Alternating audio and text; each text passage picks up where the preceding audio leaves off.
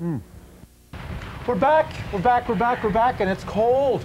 So we're going to be making a nice creamy fish chowder. And you can basically use any white fish for this. Any white fish. We're using sole today. You can use flounder, sole, whitefish, and so on.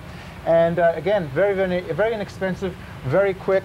We're going to be putting a whole bunch of vegetables into this pot. We're going to start out with about 3 tablespoons of butter. And we're going to turn our heat up, let that melt down. And in the meantime, we're going to start with an onion and a clove or 2 of garlic. Okay. Those are going to get pressed inside. You ready? Yes. You know how to use one of those? Super. All right.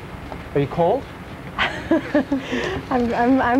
is perhaps the harshest weather that we've actually just contacted the Food Network, and this is the harshest weather that any meal has ever been cooked in. And we're proud to be part of it, coming to you from the coastline of British Columbia. Hardiest cookers in the world, Canadians. A? A. All right. Your garlic's in? Yes, it is. Okay. Now, once the onion goes in, you want to let the onion and garlic go for a few minutes, just so that the onion at that point gets a little bit translucent. Okay, I'm going to throw that in.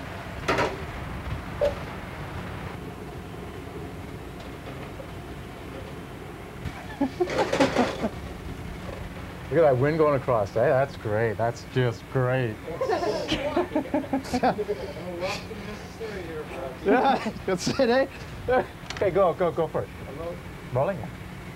No wafting necessary today, as you can see. Just hold your head on the side of the pan and you're going to get a nice smell of that. Nice little whiff. You're on the wrong side. Your hair blew straight for a minute, My Peter. hair blew straight. There's another phenomenon in nature. Okay, next step for this creamy fish chowder is we're going to put in at the same time. Again, these go for a couple of minutes. 2 carrots chopped, 2 stalks of celery chopped. Get working. Okay. Come on. And 2 potatoes. Now for the potatoes, you want to cut out any eyes that you might find on it. Wash all your vegetables well. And we're just going to cube the potato. The potato gets cubed up. You want more or less everything in the same bite-sized chunks.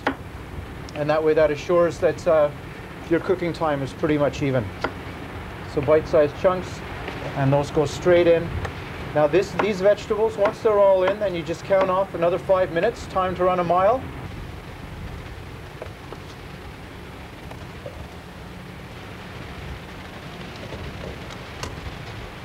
Okay, the potatoes go in. Let's mix this up. 2 celery stalks, 2 carrots, 2 potatoes added to your onion and garlic. Those are going to go for about 5 minutes. In the meantime, we're going to keep busy by chopping up 1 zucchini and 1 green pepper. A little trick there for us, don't you? Look at that, every single seed coming out with it. Except for a couple. All right, now zucchini, as opposed to cucumber, you clean the skin well and you can leave the skin on as you chop. Again, we're just going to leave these more or less bite-sized pieces. Now again, fish, living right on the BC coast as we do, fish is one of the healthiest foods you can eat. We don't eat enough of it. There's again different types of fat, and fish is the highest, has the highest content of omega-3, a very healthy type of fat. I'm going to be adding some pepper as you go along.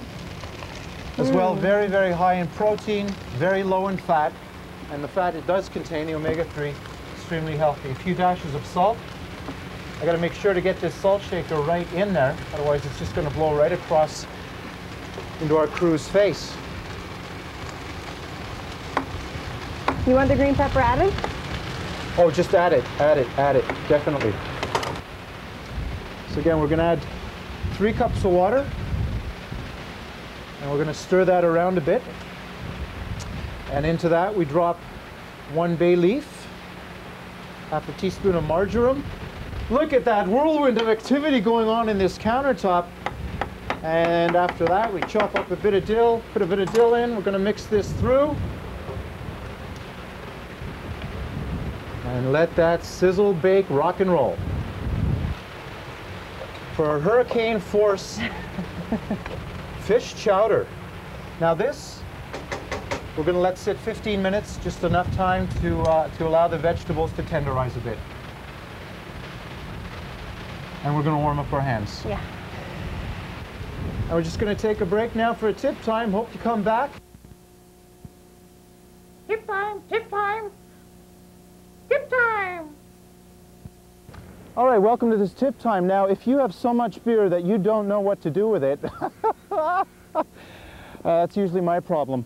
We're going to make a nice beer marinade. Now, this marinade is great for broiling, grilling, or roasting any of your meats, roast and so on. You want to put in about 1.5 cups of beer, okay? And then we're going to put in about a tablespoon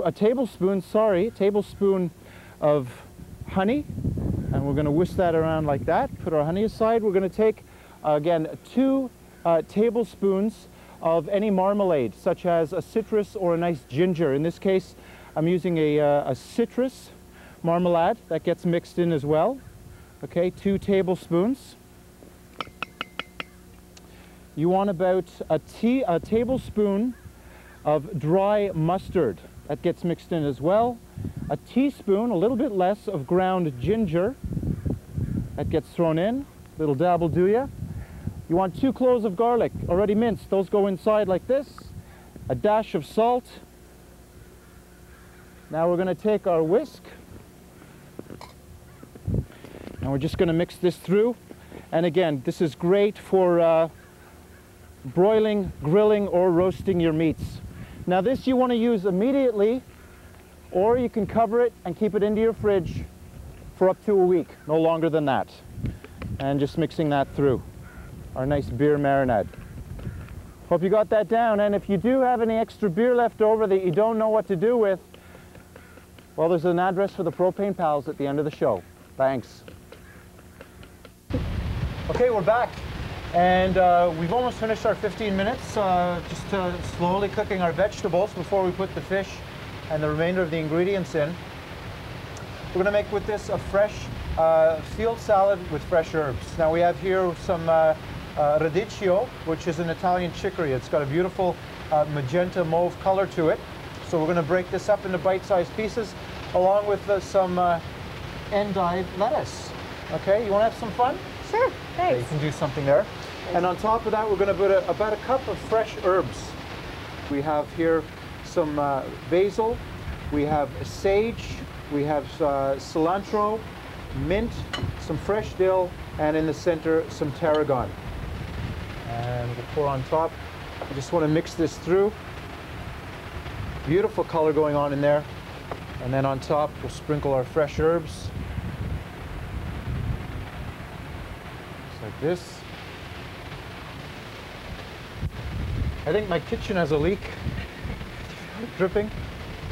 Okay, now this has been going for about 15 minutes. We're going to add some salt and pepper to taste. You can handle that?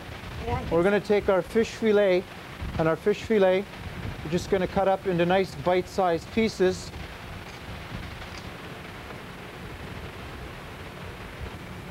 Okay, now that's starting to smell really good, isn't it? Delicious. Oh, that fish is cooked through. And now we're going to add 1 cup of half and half.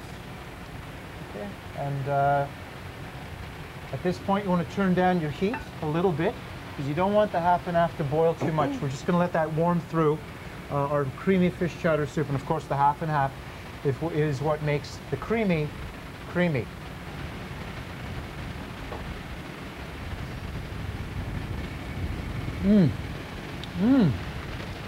Going, are you hungry? Oh, I'm Would you like a little bit of this? Love some. This is looking incredible. This is my bowl?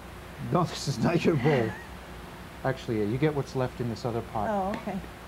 Okay, here we go, and nice creamy fish chowder. Again today using sole, about 1 pound of sole. Again today we've been told, I don't know how many times, we're tired of the joke, go fly a kite. I mean, these winds are strong, building up a good appetite. Hope you enjoyed the recipes. For any of them, just write to the address at the end of the show. And a very special thanks to our guest, Leanne Young, for joining us today with some vegetarian specialties from Lebanon. We had our creamy fish chowder and our rice and honey pork chops sandwiched in between there. So join us again next episode. Thank you. Bye. Bye. I'm going to catch my boat.